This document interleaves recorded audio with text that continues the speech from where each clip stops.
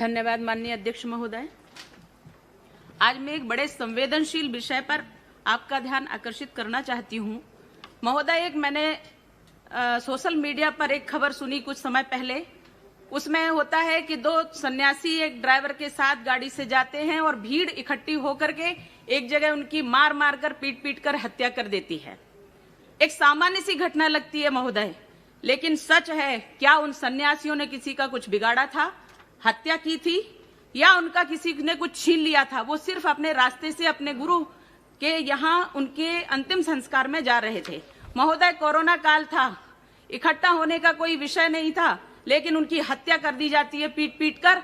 ये एक सामान्य सी घटना सुनने में लगी थी, लेकिन इसके पीछे जब हम गए तो उसमें हमने पाया, और बहुत सी समितियों ने इसकी रिपोर्ट दी, और इस रिपोर्ट में पाया गया कि उन संतों का सिर्फ इतना दोष था कि वो हिंदू थे, सनातनी थे, भगवाधारी थे। और वो दो सन्यासी थे महाराज, एक जिनका नाम महाराज कल्प वृक्षगिरी 70 वर्ष की आयु थी, जो वृद्ध थे। दूसरे श्री सुशील गिरी महाराज 35 वर्ष की जो युवा थे, और उनका ड्राइवर जो गाड़ी चला रहा था श्री नीलेश तेलगड़े। ये सभी हमारे श्रद्धेय पंचदश नाम जूना अखाड़ा से संबंधित थे, जिस अखाड़ा की मैं हूं। महाराज, मैं पीड़ित हूं। महोदय, मैं आपका ध्यान आकर्षित करना चाहती हूं कि आखिर ये हुआ सब कैसे? क्या भीड़ वहां पहले से इकट्ठी थी? मैं आपसे आपके माध्यम से कहना चाहती हूं कि महोदय, ये जो विषय है ये बहुत ही संवेदनशील है।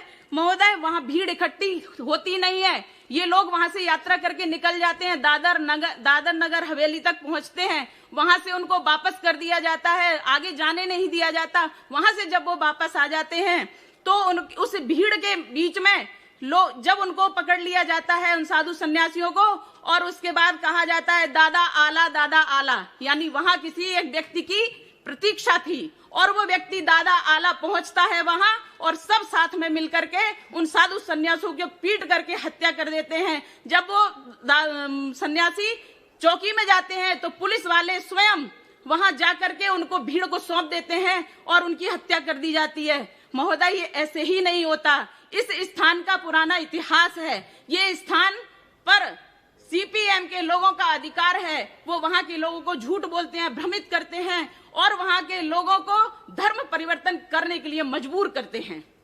महोदय, मैं आपका ऐसे ही नहीं कह रही हूँ। मैं एक घटना ठीक इसके 4 दिन पहले की बताती हूँ कि ठाणे के एक सामाजिक कार्यकर्ता डॉक्टर बलवीर भोजन और उपभोज्य वस्तुओं को दान वितरित करने के लिए सारनी गांव के दौरे पर थे।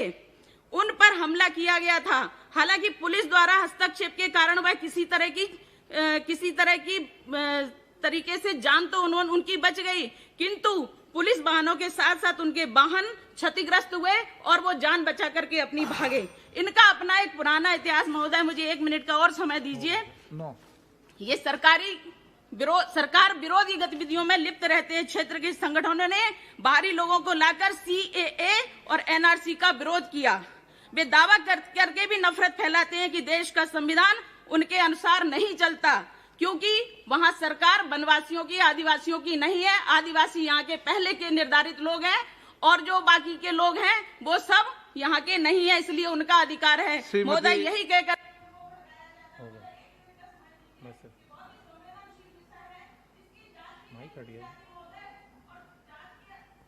मैं 1 मिनट का समय दीजिए।